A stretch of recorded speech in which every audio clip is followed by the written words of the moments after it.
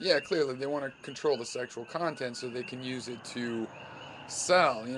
This is the problem. They always act like, oh, we want to control, and this is corporations in general, the corporate atmosphere and use of sex. We want to control sex because we're protecting people from too much sex. But what it really is if they let anybody produce and distribute their own sexual content, then there'd be all kinds of raunchy stuff out there. And you can't use the raunchy stuff to sell your product because it goes too overboard. And you can't use your little TNA to sell your product anymore because people have too much of the real stuff. So it's a big problem for them.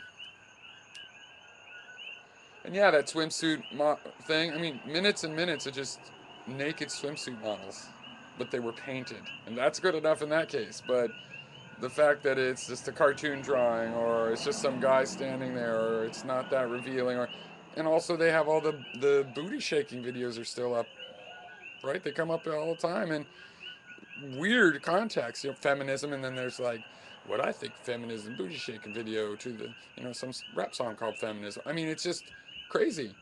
So and when I say crazy, I don't mean I really have a problem with that. If it's people above the age of consent, that's all fine. And swimsuits, using it to sell a magazine, fine. But yeah, why are they going to? You are totally right. This is where we're expressing our speech. If we can't have free speech by this loophole of, oh yeah, but it's actually private, then okay, fine. We're going to have to live in a socialism. It's all going to, every internet company will have to be a socialist company because we're going to get our fucking rights. Now, I don't know if I can join a protest, but I'm going to check out Blip TV and stuff because I don't have the energy to consolidate and have a bunch of channels each with three people. I mean, if that happens, I'll just be at the channel with three people. I won't be able to like keep 5 or 6 different things all together and cohesive. So that's the difficulty. And if there was a free speech bastion that rose up, it wouldn't necessarily attract the community I want to converse with. So it's difficult. It would be nice if there was a debate site where to rise up, and I would like to write one. I've thought about writing one, but the ones I would write would rely on YouTube. And if they wanted to ban your video, it'd be banned from this other site as well. So it's really quite complicated to have a whole, complete, uh,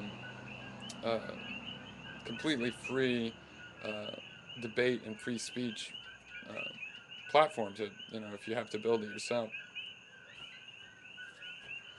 So anyway, yeah, I think it's the corporate interests that are evil here, and Google is certainly and YouTube is certainly succumbing to them. These are great examples that Gary brings up. That you bring up, Gary, uh, including not allowing Google is to be a search term. This is a kind of abridgment of free speech, which is allowed in our current interpretation of free speech. But really, we need to categorize communication companies as implementing free speech for the citizens, and if they don't, then it should have severe limitations. For example, they should not allow people. It should only, if you're going to limit free speech like that, it should be a member situation. If something wants to be open content that people can browse and see a taste of, then I think that they start to uh, they start to be responsible for providing a robust platform for free speech. You can use categorization and categorize things so that people's home pages don't have to see them. Um, you can do a lot of things like that without without actually abridging that free speech, so that, for example, subscribers can't choose for themselves whether or not to see it. So, cheers.